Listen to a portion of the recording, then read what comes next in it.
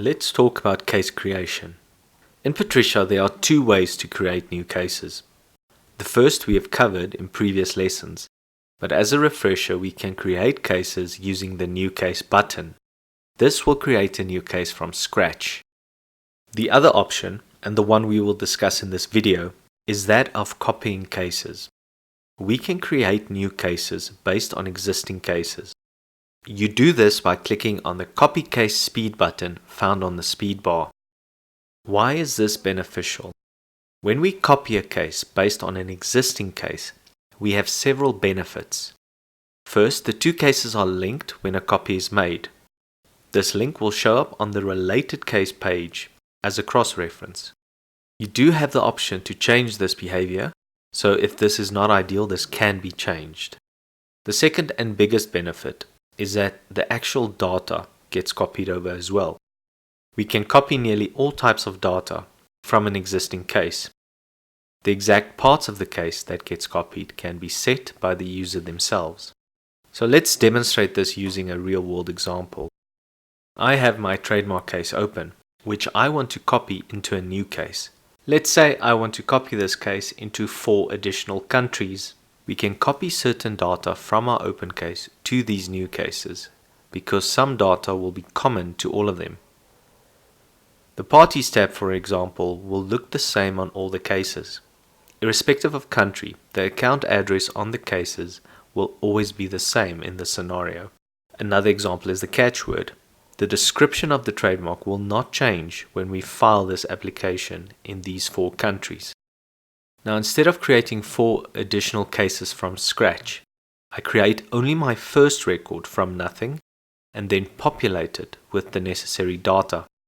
After this, I then copy that case 4 times into the respective countries. In this way, I ensure that data is copied over into my new cases as needed. Apart from the obvious time-saving benefit, copying cases also prevents errors from creeping into your data, as it limits manual data entry. So how do you copy a case? You copy a case using the speed button called Copy Case, shown here. Notice that it's grayed out at the moment and cannot be clicked. Why? This is because we do not have our base case open. Base case meaning the case we are copying from. You always need to have the base case open first so that Patricia has a source case to copy from. Let's open my base case. Ensure that all the information you want to be copied, like the parties page, has been populated with data. Next, take note that the Copy Case button is now available to use. Click on the Copy Case button. When you do this, the Copy Mode window will appear.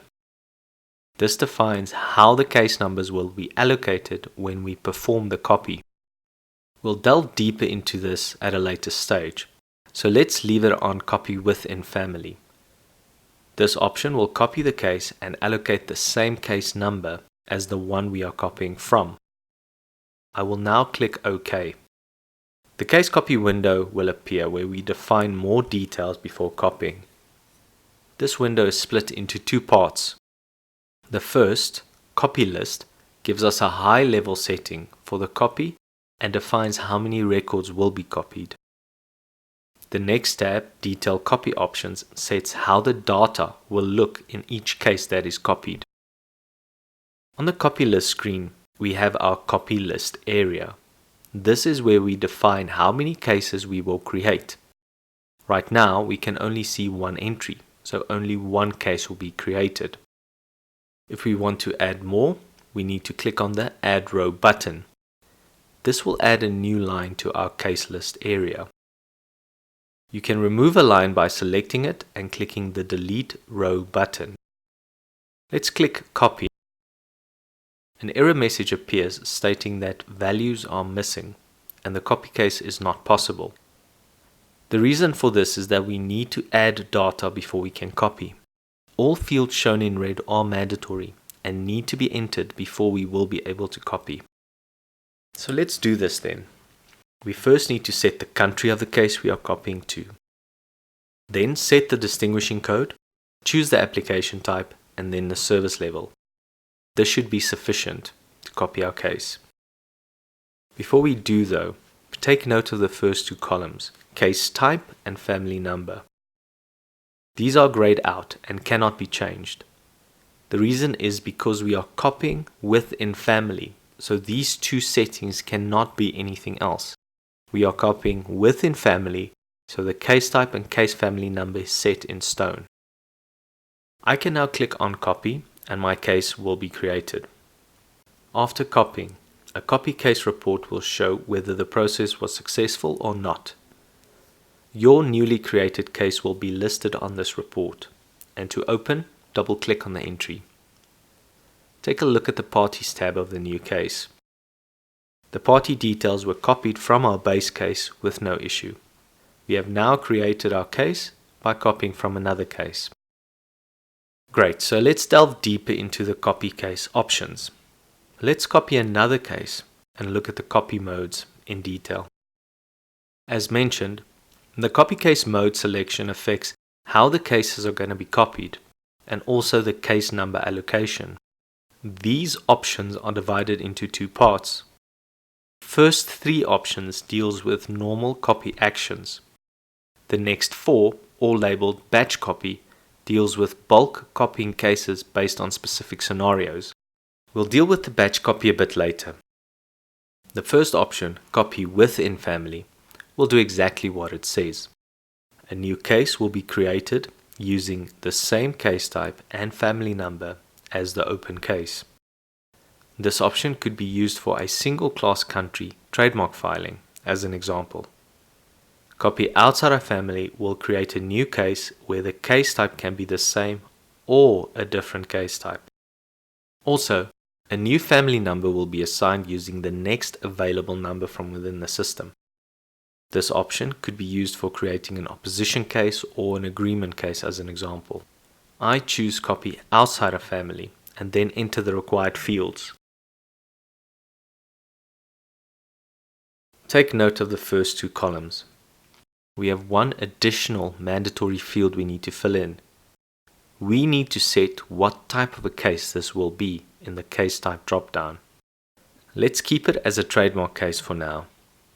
Notice that the family number field is grayed out with no value in it. As mentioned, Patricia will grab the next available case number and allocate it to our case when we copy. Click Copy to finalize. Notice how Patricia has allocated a new family number to my case.